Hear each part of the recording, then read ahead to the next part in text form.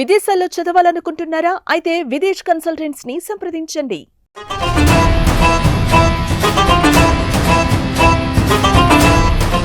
ఛత్రపతి శివాజీ మహారాజ్ కుమారుడు శంభాజీ మహారాజ్ లైఫ్ స్టోరీని బేస్ చేసుకుని తీసిన చావా హిట్ టాక్తో రికార్డ్స్ని కొల్లగొడుతుంది.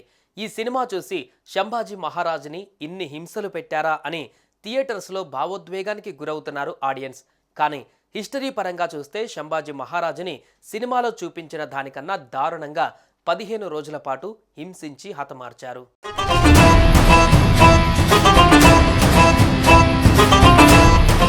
ఔరంగజేబుకు చుక్కలు చూపించిన ఛత్రపతి శివాజీ అకస్మాత్తుగా 1680లో మృతి చెందారు. ఆ తర్వాత రెండవ ఛత్రపతిగా పగ్గాలు చేపట్టిన ఆయన పెద్ద కుమారుడు శంభాజీ మరాఠా సామ్రాజ్యాన్ని 1680 నుండి 1689 వరకు 9 ఏళ్ల పాటు కాపాడుతూ వచ్చాడు. జీవితాంతం పోరాటాలతోనే గడిపిన శంభాజీని నమ్మిన వాళ్లే వెన్నుపోటు పొడిచి మొఘల్ సైన్యానికి పట్టించారని అంటారు. సంగమేశ్వర్లో అంగరక్షకులతో రహస్యంగా ఉన్న శంభాజీ గురించిన వివరాలు ద్రోహులు మొఘల్ సైన్యానికి అందించారు. ముకర్రాబ్ ఖాన్ నాయకత్వంలోని మొఘల్ సైన్యం శంభాజీని ఆయన మిత్రుడు పట్టుకొని కవి కలాష్ను బంధించి సోలాపూర్ దగ్గరలోని అకలూజ్లో ఉన్న ఔరంగజేబ్ వద్దకు తరలించాడు. అందుకే మొఘల్ చక్రవర్తి ఆ ప్రాంతానికి ఆనందంతో అసద్ నగర్ అని పేరు పెట్టాడని అంటారు.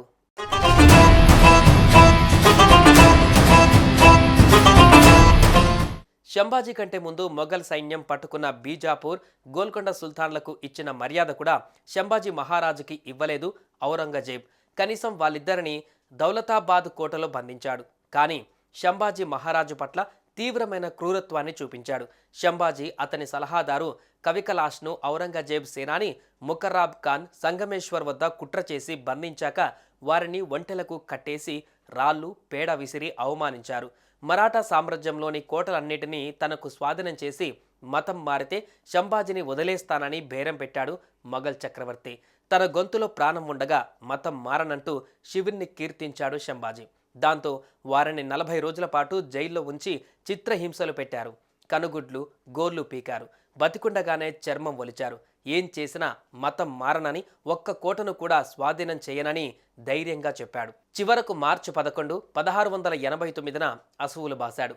అంతటితో ఔరంగజేబ్ కోపం చల్లారలేదు. శంభాజీ శవాన్ని ముక్కలు ముక్కలు చేసి నదిలో పారేయమన్నాడు. అక్కడికి దగ్గరలోని వధు గ్రామస్తులు నదిలోకి దిగి శంభాజీ శరీర ఖండాలను వెతికి దొరికిన వాటిని అతికించి ఘనంగా అంతిమ సంస్కారాలు జరిపించారు. చరిత్రలో నిలిచిపోయిన శంభాజీ హత్య ఇప్పుడు చావాతో ప్రేక్షకులను కంటతడి పెట్టిస్తున్నాయి.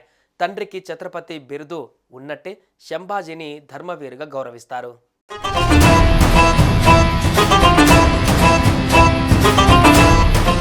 సుమన్ టీవీలో మీ పర్సనల్ అండ్ బిజినెస్ ప్రమోషన్స్ కోసం కింది నెంబర్కి కాంటాక్ట్ చేయండి.